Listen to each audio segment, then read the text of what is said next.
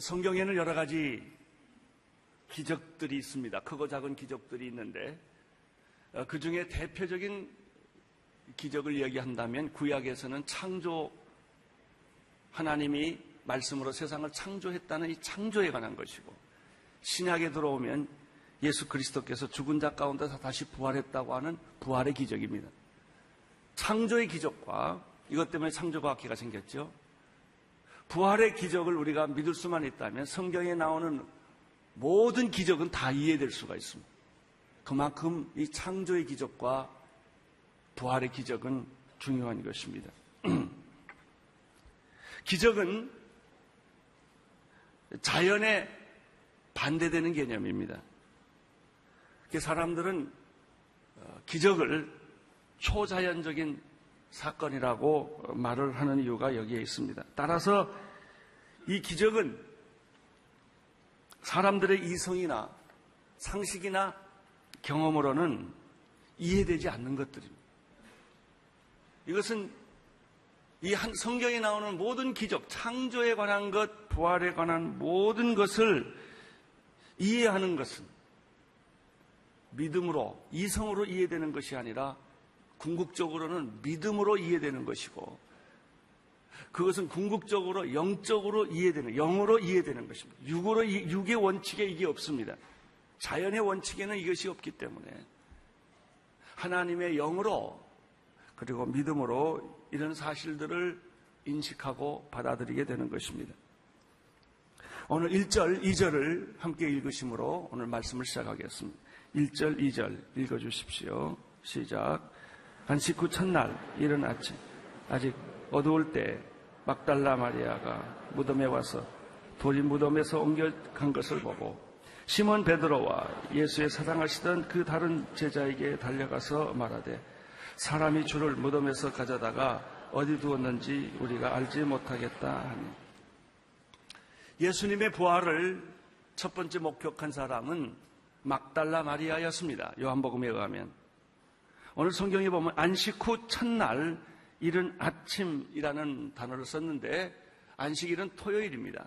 토요일이 지난 다음 일요일, 주일입니다. 새벽, 아마 어떤 신학자가 시간을 계산하는데 새벽 5시쯤 해가 뜨기 바로 전이었을 것이다 라고 계산을 했습니다. 여러분, 주일날 우리가 예배드리는 것은, 안식일을 주일날로 지키는 것은 바로 이 사건 때문입니다. 토요일날이 안식일인데 예수님이 부활하신 날이 주일 새벽이기 때문에 우리 크리스천들은 주일을 안식일로 지키지 않고 주일날로 지키게 되고 연휴가 여기에서 생기는 것입니다. 해가 뜨기 전 아직 어둠이 있었을 때 막달라 마리아가 여러 여자들과 함께 예수의 무덤에 온 것입니다. 어젯밤에 있었던 잔인한, 그리고 지난번에 있었던 그 예수님의 죽음과 장례 절차와 모든 것을 다 치르고 난 예수님의 제자들과 이 여인들은 그래도 세상 말로 말하면 한이 풀리지 않아서, 이 맺힌 게 풀리지 않아서 울고 싶은데 울지 못하고 슬픔을 표현하고 싶은데 하지 못했던 감정이 아직도 남아 있었던 것 같습니다. 그래서 안식일에는 움직일 수가 없기 때문에 그 다음날 일찍이 무덤을 향했다는 것입니다. 여자들이 여럿이 있었습니다. 그러나 오늘 요한복음은 특별히 막달라 마리아를 대표적인 여자로 소개를 하고 있습니다. 왜냐하면 그 여자의 특이한 아마 행동 때문이었을 것입니다. 그리고 예수의 어머니도 계시고 야고보의 어머니도 있고 여러 여자도 있었지만은 이 막달라 마리아가 이 상황에서는 굉장히 특별한 의미가 있었기 때문에 이 여자를 기록한 것 같습니다. 이 막달라 마리아는 우리가 알듯이 과거에 7 귀신 들려 짐승처럼 살았던 여자입니다. 예수를 만나서 새 생명을 얻고 인간이 되었습니다. 새 사람이 되었습니다. 여러분, 사랑이라는 것은 사랑을 많이 받은 것만큼 사랑합니다. 은혜를 많이 받은 것만큼 헌신하는 겁니다. 이 여자가 예수님께 받은 게 너무 많은 거예요. 자기 인생을 변화시켜주고 구원해줬던 분이기 때문에 이 막달라 마리아는 누구보다도 예수님에 대한 그 사랑과 애정이 특별했으리라고 짐작할 수가 있습니다. 사랑이라고 하는 것은 남이 안 하는 것을 하는 거예요. 사랑하는 사람만 할 수 있는 것이 있습니다. 보통 사람은 안 보이는데 사랑하는 사람은 보이는 거예요. 보통 사람들은 안 들립니다, 그 소리가. 그러나 사랑하는 사람은 신음소리까지 들리는 것입니다. 사랑하기 때문에 그런 것입니다.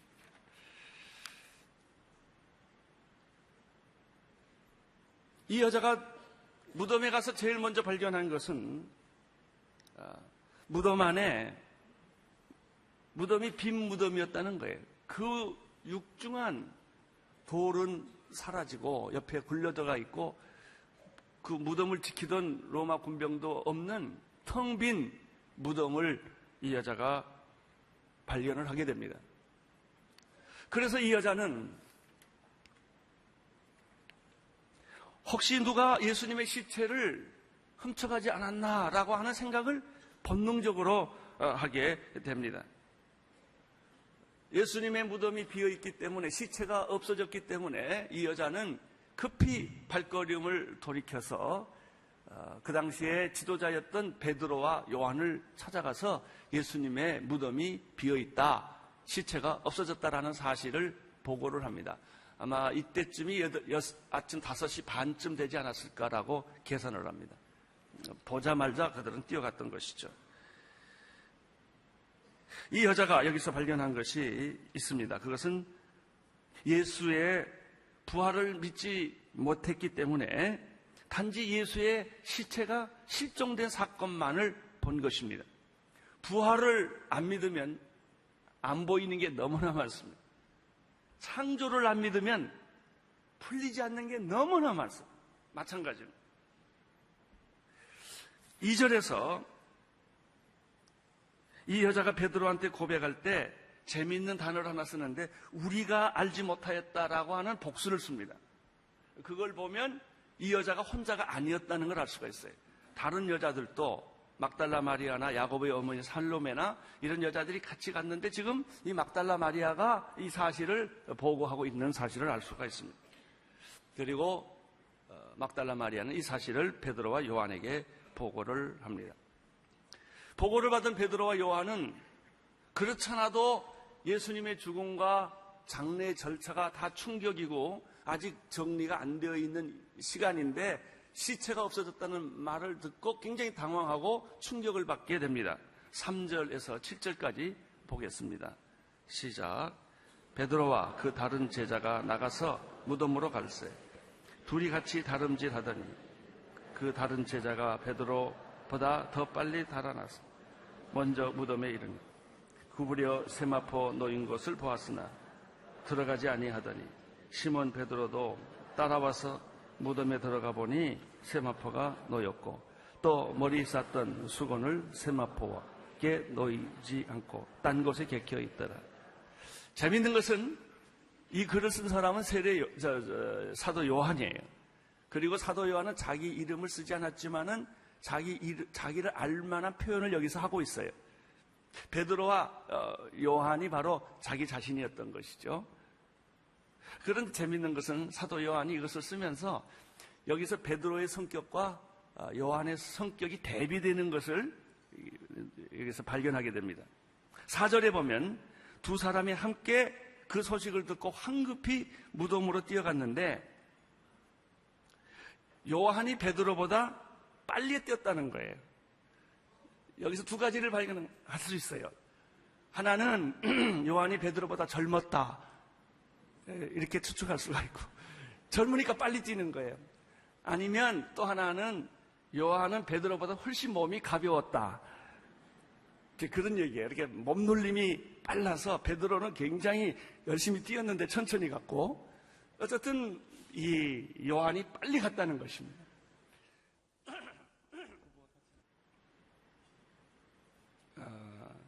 5절, 6절에도 보면 또 베드로와 요한에 대한 대비적인 성격을 이렇게 발견할 수가 있습니다. 요한이 먼저 도착했지만 무덤 안으로 들어가지 않았다는 것입니다. 요한은. 그러니까 무덤에 착 도착하자마자 관찰부터 시작한 거예요. 이렇게 관찰을 하고 자세히 이렇게 주변 상황을 보고 그리고 안 들어갔다는 거예요. 여기서 우리가 발견하는 것은 요한의 조심성과 과학적 탐구의 이 관찰력이 뛰어났다는 사실을 알게 됩니다. 섣불리 감정적으로 움직이는 사람이 아니다 하는 거예요. 우리도 보면 주변에 굉장히 냉철하고 과학적인 탐구 정신이 많고 조심성이 많고 분석적인 사람들이 있습니다. 사람마다 다 달라요. 근데 베드로는 어떻습니까? 늦게 아마 헉헉거리고 왔겠죠. 도착하자마자 앞뒤를 안 보고 무덤으로 쑥 들어갑니다. 여기서 베드로의 급한 성격과 관찰력이 부족한 아주 감정적이고 직감적인 그 베드로의 캐릭터를 여기서 발견할 수가 있습니다. 여기서 우리가 간단히 찾을 수 있는 교훈은 교회는 다 다양한 사람이 산다는 것입니다. 성격 급한 사람, 차분한 사람, 굉장히 관찰력이 뛰어난 사람, 행동력이 뛰어난 사람, 다 다른 사람이 있지만 결론 둘 다 필요하다. 그래서 뭐가 좋고 뭐가 나쁘다가 아니라 체질에 따라 사람이 다 다르기 때문에 우리가 여기서 베드로와 요한이 이렇게 다른 성격과 스타일이라는 것을 알 수가 있습니다. 그런데 사람들이 다르다고 하는 것을 틀렸다라고 오해할 때가 많아요. 나와 같지 않으면, 나와 같이 생각하지 않으면 저 사람은 굉장히 틀렸다라든지 잘못됐다고 정죄하기가 쉬우는데 그렇지 않습니다. 여러분 흑인들을 보시면 일반적으로 그분들은 예술이나 체육에 탁월한 신체적 조건을 가지고 있는 것이죠. 백인들에 비해서. 그러나 또 백인들은 또 다른 면에 탁월성이 있고 동양인은 동양인대로 탁월성이 있습니다. 사람마다 다 체질이 다르게 태어났기 때문에 하나님께서 이런 것들을 다 합력하여 선을 이룬다는 사실을 우리는 여기서 볼 수 있어요. 그런데 보면 베드로와 요한이 짝이에요. 둘이 같이 팀워크가 돼서 일했다는 것은 굉장히 흥미있는 것입니다. 차분하고 분석적이고 합리적인 성품을 가진 요한이 이 글을 썼는데 요한은 감정적으로 사물을 보지 아니하고 굉장히 합리적으로 과학적 탐구 정신을 가지고 사물을 관찰하는데 이 요한의 관찰에 의하면 무덤 안의 상황을 지금 설명을 해주고 있는 것입니다. 빈 무덤이 어떻게 생겼는가? 첫째, 6절에 보면은 세마포가 놓여 있다는 것이죠. 이 세마포는 시체를 감쌌던 것인데 어떻게 시체는 없고 세마포만 있을까? 그러면 시체가 없고 세마포만 있다는 얘기는 두 가능성 중에 하나예요. 본인이 풀었던지 누가 와서 풀어줬던지 둘 중에 하나죠. 그런데 오늘 이 본문을 보면은 세마포가 있었다라는 얘기는 이것이 마치 누에가 거치가 그 누에에서 빠져나와서 나방이가 된 것처럼 이 몸이 예수님의 시체가 세마포를 놔두고 그대로 빠져나간 거예요. 그러니까 본인이 풀었던지 누가 풀어줬던지라고 해석을 해야 될 텐데 그것도 아니고 저것도 아니고 이 세마포가 있었다는 얘기는 예수님의 시신이 빠져나간 거예요. 이렇게밖에 설명할 수가 없는 거예요. 두 번째, 7절을 보시면 머리에 쌌던 수건은 세마포와 함께 있지 아니하고 딴 것에 객혀 있더라 이렇게 되어 있습니다. 이것은 뭐냐면 머리에 싼 수건과 몸을 싼 것이 분리가 되어 있습니다. 머리가 쌓여 있는 것은 머리 쪽에, 몸을 싼 것은 몸 쪽에 이 두 가지가 한쪽에 이렇게 객혀 있지 않고 이렇게 분리되어 있다는 것이죠. 여기서 우리가 또 발견하는 것은 시체가 스스로 일어나가지고 자기가 이걸 풀지 않았다는 거예요. 풀었다면 이게 다 헝클어졌거나 한쪽으로 모아 있었을 터인데 이것이 세마포는 세마포대로 수건은 수건대로 한꺼번에 있지 않고 따로 그 위치에 따라 있었다는 것이죠. 이 설명은 몸이 그대로 빠져나갔다는 것 외에는 이 장면을 설명할 방법이 없다는 것입니다.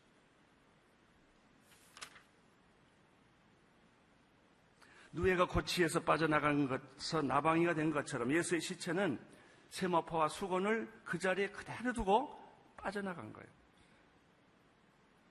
8절 9절을 보겠습니다. 시작.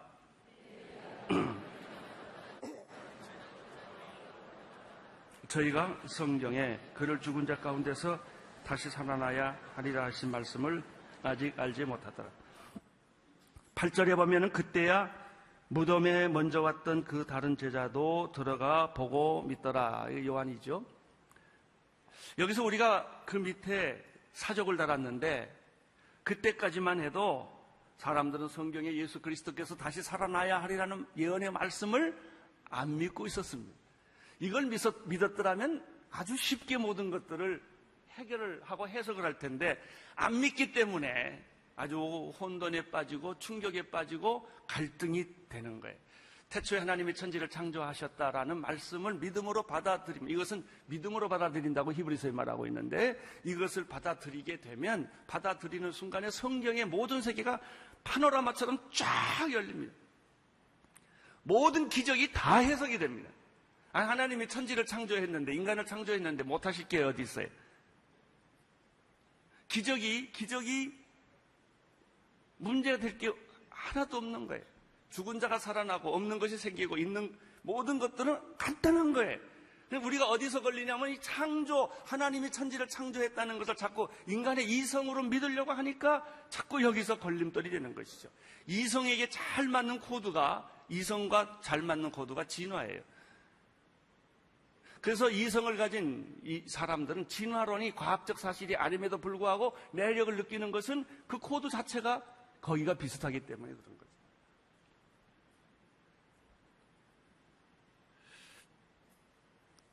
사람들은 예수님께서 부활하신다는 이 말씀을 제자들도 듣긴 들었는데 믿지 않았다는 것입니다. 그들은 충격과 더불어 혼돈에 빠져 있었다는 사실을 그 뒤에 성경 나오는 걸 쭉 읽어보면 알 수가 있어요.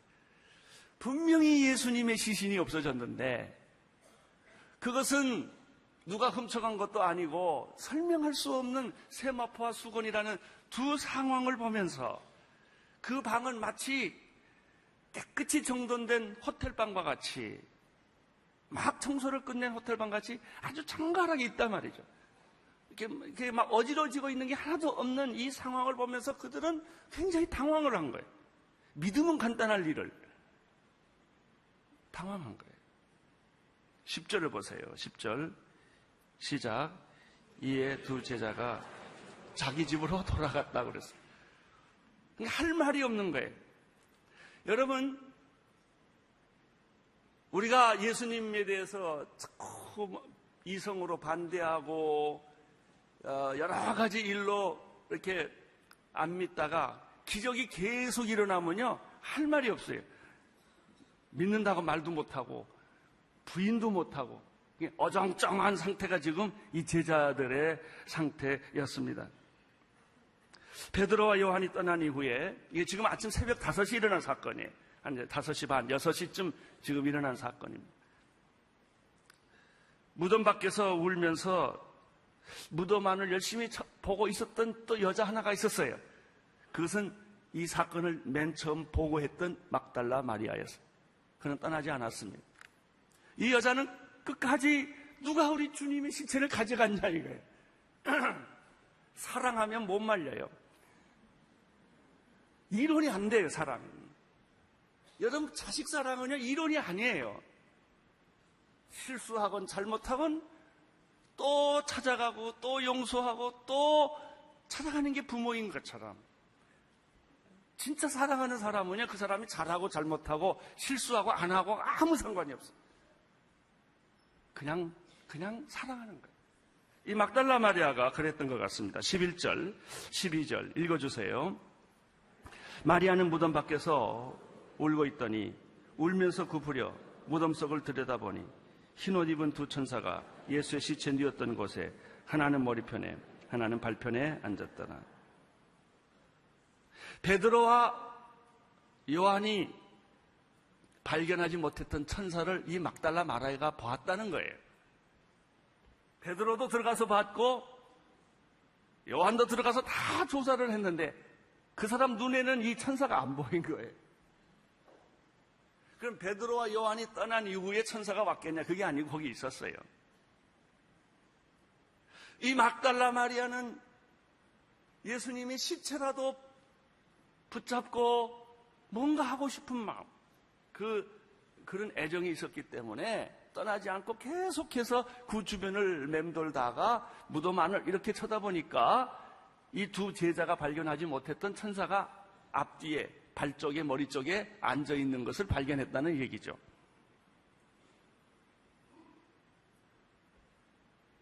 여러분, 여기서 우리가 짚고 넘어갈 게 있어요.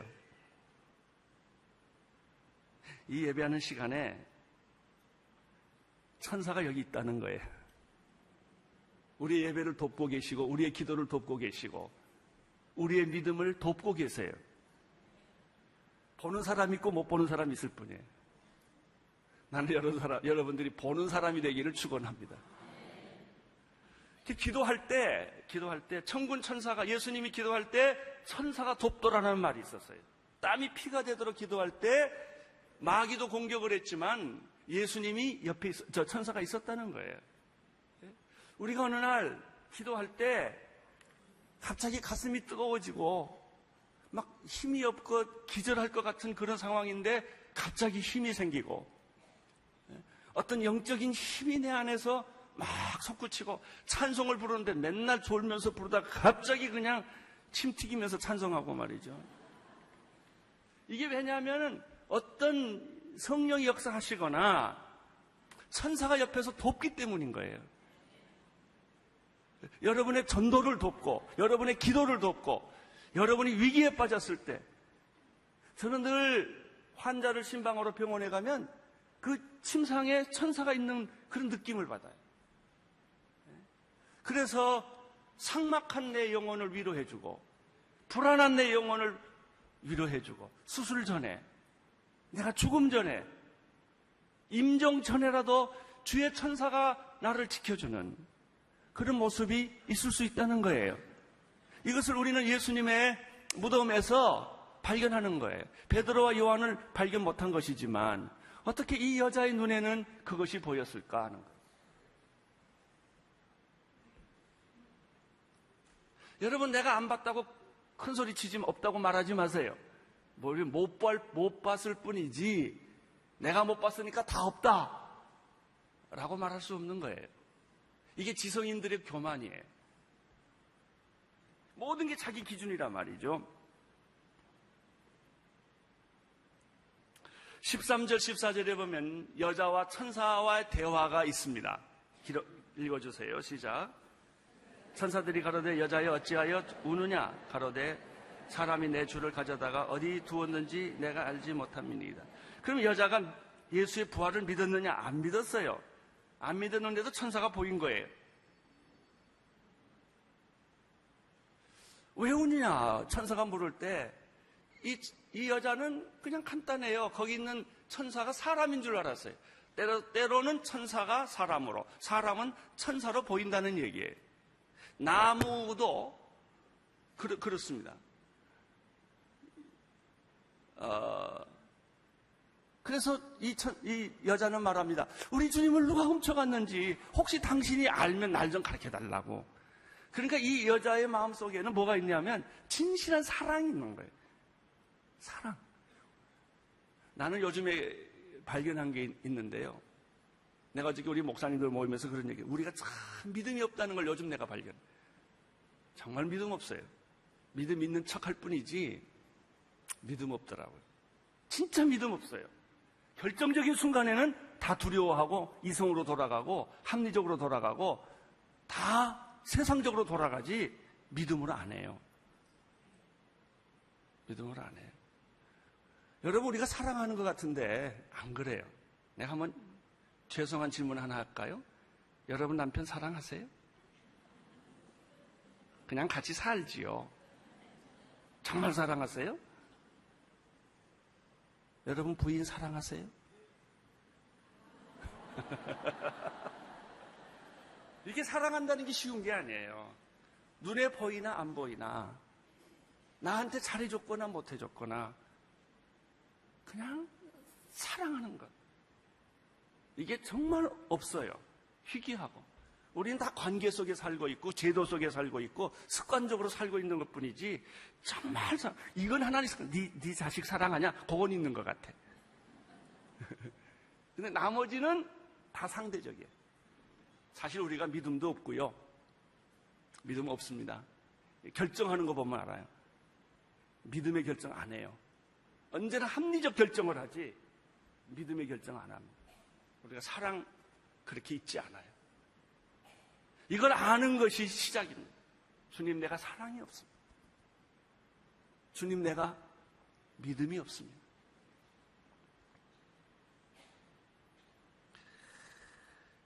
그런데 더 놀라운 사실 하나가 14절에 있습니다. 이 말을 하고 뒤를 돌이켜 보니까 천사만 있는 게 아니고 거기 누가 계셨다고요? 예수님이 계셨다는 것. 그러니까 이 여자도 처음에는 예수를 못 받고 천사를 받고 거기 어떤 사람이 서 있는데 그분이 예수라는 걸 몰랐던 거예요.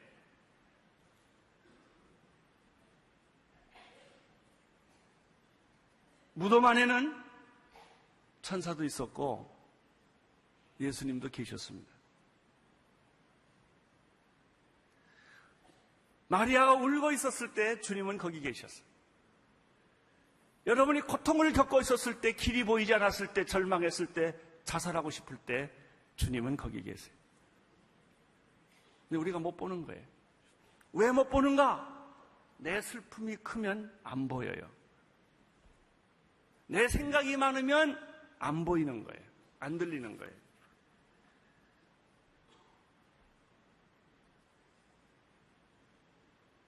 예수님께서 이 여자도 예수님을 못 봤어요, 있는데.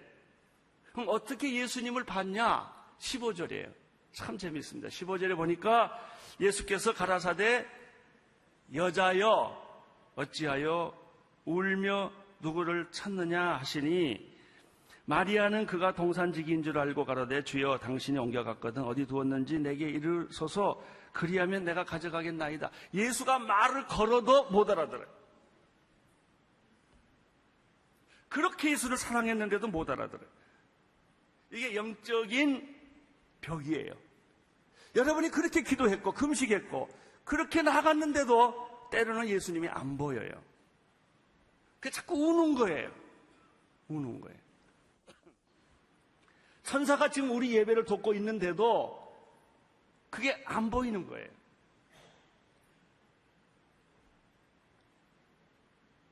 (16절을) 보세요.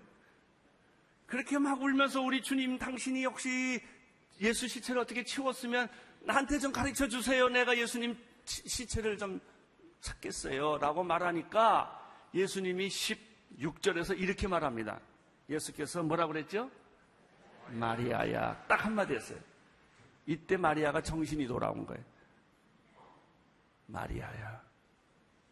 울고 불고 하고 있던 마리아에게 마리아야 그랬어요.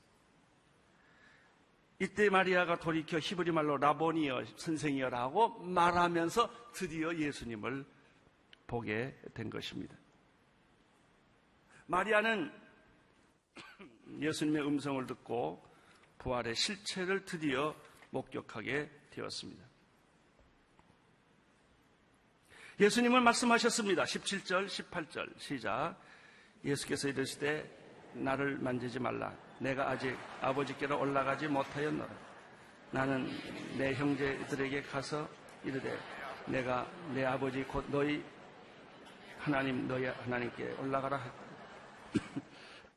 18절 또 주께서 자기에게 이렇게 말씀하셨다 이러니. 이번에 보스턴 여행 중에 제가 이기복 목사님께로부터 이런 얘기를 들었어요. 조카가 그 보스턴 교회에 있는데 조카가 마음이 여러 가지 어려웠는데 그 집회를 참석하고 이제 사람들이 많기 때문에 이제 저하고 스쳤다는 겁니다. 저도 어렴풋이 기억은 있는데 그 조카가 이제 이기복 목사님의 조카니까 웃으면서 이제 제가 이렇게 인사하고 이렇게 눈짓을 했어요. 그리고 헤어졌는데 이 조카는 저하고 이렇게 눈을 마주치는 순간에 큰 하나님의 소리를 들은 거예요. 내가 너를 사랑하노라 라는 소리를 너무 분명하게 들었다는 거예요. 2번이나. 그래가지고 이 어린 자매가 너무 놀래가지고 이병 목사님한테 가서 이게 무슨 일이냐라고 상담을 했다는 거예요. 그렇게 펑펑 울면서 상담을 해요. 내가 확실한 것은 내가 말 안 했거든요.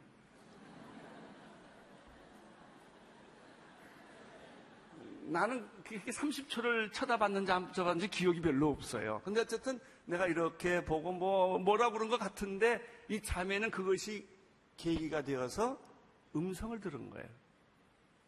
아주 확실한 음성을 들어서 너무 놀래가지고 이 자매가 펑펑 울면서 목사님한테 찾아가서 이야기했다는 거예요. 그 얘기를 저한테 이제 들려주셨어요. 언젠가는 어디서 설교를 하는데 그 사람들이 제 얼굴을 예수님의 얼굴로 착각해서 본 사람도 있다는 얘기를 제가 들었어요. 그랬으면 얼마나 좋겠어요. 문제는 뭐냐면은 여기 이 자리에도 이 설교 도중에 어떤 분은 병 낫는 분도 계시고 설교 도중에 어떤 분은 내 설교하고 아무 상관없이 하나님의 음성을 들을 수도 있는 거고 어떤 분은 설교를 듣다가 말씀을 듣다가 예배를 드리다가 찬송을 하다가 찬송 부르는 도중에 어떤 영적 통찰력이 임해가지고 자기가 맥혔던 것이 확 풀릴 수도 있는 거고 이게 바로 그 자리에 누가 계시기 때문에 천사가 계시기 때문에 그 자리에 누가 계시기 때문에 예수님이 계시기 때문에 여러분 우리가 예배 드리는 거 기도하는 것은 그냥 하늘에다 대고 그냥 이렇게 얘기하는 게 아니라 실제로 우리 예배를 그분이 받으시고 우리 예배 속에 천군 천사가 화답하고 놀라운 그런 일들이 영적으로는 일어나고 있는데 어떤 분들은 눈물을 흘리면서 가슴을 치면서 정말 그 안에 있는 모든 상처를 다 내쏟으면서 그 예배를 천군 천사와 함께 드리고 예수님이 그 옆에서 지켜주고 있는 것이 있는데 이게 예배라는 말이에요. 어떤 분은 그게 모를 수가 있다는 거예요. 여러분 이 무덤에 있는 현실은 빈 무덤 하나밖에 없어요. 아무것도 없습니다. 빈 무덤이고 돌은 굴러갔고 세마포와 수건이 그 자리에 곱게 캐켜 있는 것 외에는 아무것도 없는 거예요. 여러분 교회 와서 뭘 보시겠어요?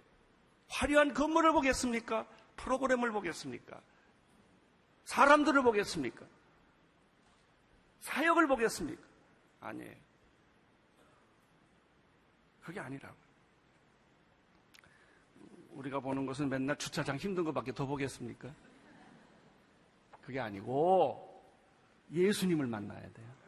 여기 예수 계세요. 우리가 누구한테 예배를 드리는 거예요? 하나님께 드리고 예수님이 우리 예배를 받아들이시는 거예요. 성령님이 우리와 함께 계시는 것. 천군 천사가 우리의 입술을 찬양팀. 여기 천군 천사가 있어요. 이거를 느끼고 의식하면서 찬송하는 거예요. 기도하는 거예요. 누군가 우리 기도를 도와주고 있는 것이고 나의 세속적이고 인간적이고 이런 육체적인 모든 것을 다 제거시키시고 거룩하고 의롭게 내 영혼을 만들어주시는 그분이 여기 계세요. 그분이 우리와 함께 예배를 드리고 계시다고요. 여기 예수님이 계십니다. 여기 예수님이 계세요. 여러분 예수님이 계시다는 이 사실 하나만 가지고도 우리의 생각은 달라질 수 있어요. 천사가 여기 계신 것입니다. 우리 예배를 돕고 우리의 기도를 돕고 우리의 찬양을 돕고 우리의 마음을 새롭게 만들어주는 거예요. 할렐루야.